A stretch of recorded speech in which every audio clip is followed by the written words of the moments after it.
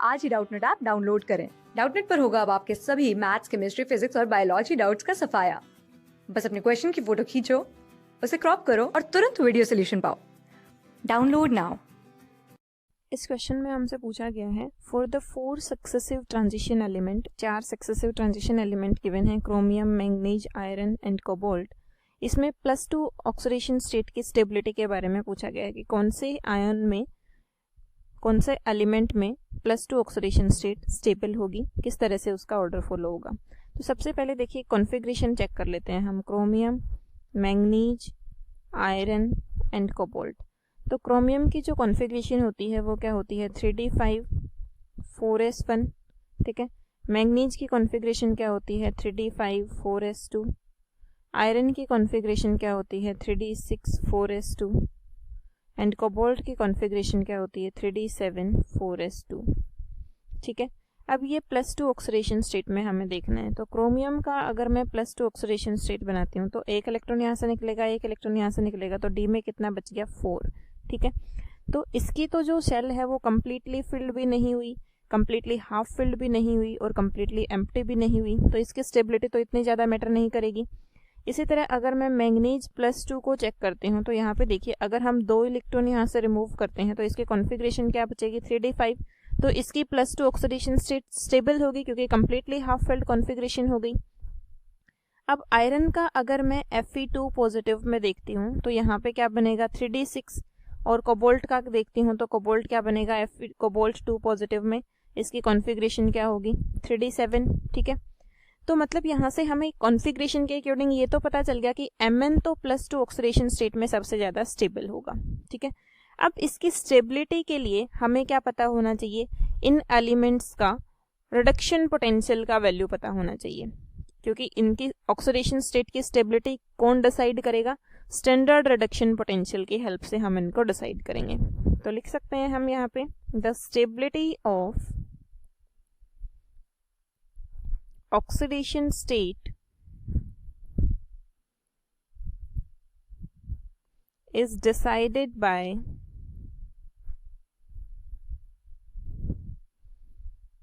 standard reduction potential. Standard reduction potential. Standard reduction potential की value के according हम इनको डिसाइड करेंगे। और ये किस तरीके से अफेक्ट होगा, स्टैंडर्ड रिडक्शन पोटेंशियल की वैल्यू अगर ज़्यादा होगी तो उस एलिमेंट का रिड्यूस होने की प्रॉपर्टी ज़्यादा होगी, ठीक है। रिड्यूस होने की प्रॉपर्टी ज़्यादा होगी तो फिर उसकी जो +2 ऑक्सीडेशन स्टेट है वो कम स्टेबल होगी, क्योंकि अगर रिड्यूस हो जाएगा तो +2 से कम ऑक्सीडेशन स्टेट में जाएगा तो उसकी स्टेबिलिटी क्या हो जाएगी, +2 ऑक्सीडेशन स्टेट की कम हो जाएगी। तो हम यहाँ पे देखिए लिखेंगे, higher the reduction potential, reduction potential की वैल्यू अगर हायर होगी तो उस एलिमेंट की ज़्यादा टेंडेंसी होगी M2 पॉजिटिव से रिड्यूस होने में। तो लिखेंगे हम यहाँ पे, greater the tendency of M2 positive, यानी कि मेटल जो +2 ऑक्सीडेशन स्टेट में है उसका रिड्यूस होने की टेंडेंसी ज़्यादा होगी, टू गेट रिड्यूस।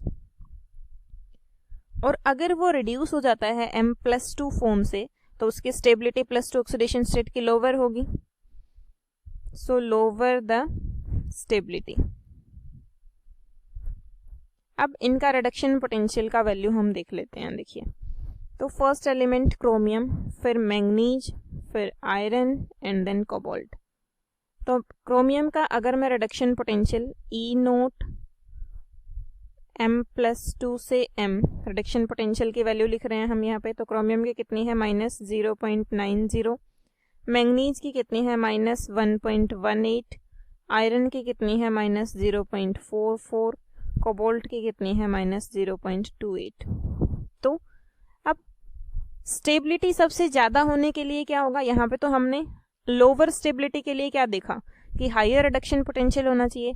अब हायर स्टेबिलिटी के लिए लोअर रिडक्शन पोटेंशियल होना चाहिए। अब इसमें से सबसे कम रिडक्शन पोटेंशियल किसका है, माइनस में जो वैल्यू होती है जो वैल्यू सबसे ज़्यादा होगी उसकी वैल्यू सबसे कम होती है, तो सबसे कम रिडक्शन पोटेंशियल किसका हो गया, मैंगनीज का। ठीक है, तो यहाँ पे हम लिखेंगे लोवेस्ट रिडक्शन पोटेंशियल। अब इसका रिडक्शन पोटेंशियल लोवेस्ट है तो इसकी स्टेबिलिटी क्या होगी, हाईएस्ट। Stability highest. ठीक है, तो मैंगनीज आ जाएगा। इसके बाद किसका है, मैंगनीज के बाद क्रोमियम का, तो मैंगनीज के बाद क्या आ जाएगा, क्रोमियम।